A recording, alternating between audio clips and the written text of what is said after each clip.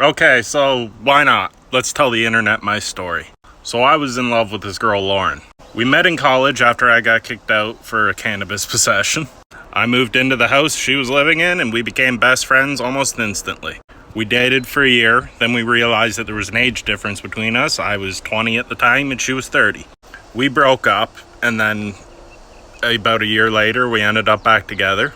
Nothing could keep us apart. We talked every single day. Then as we got a bit older, she wanted kids. I knew at the time I wasn't equipped to give her the life she wanted and deserved. But as hard as I would try, I couldn't make her give up on me.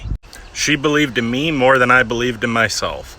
But I noticed over time she was getting rid of parts of herself to accommodate me.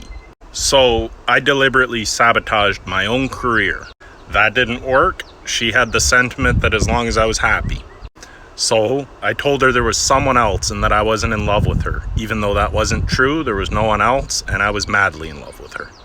But I was adamant that she deserved better than me. So I broke her heart. She got pregnant a couple weeks later. Had a kid and we still remain close friends. Talked almost every day of the week. I figured as long as she was happy, I was happy. And I felt justified until shortly before she died, when she told me that she just felt hollow and that she always imagined the mommy, daddy, and the white picket fence with me. But I was so adamant in my assumption that she'd be better off that I totally broke her heart and was very rude about it. A couple weeks later, she died.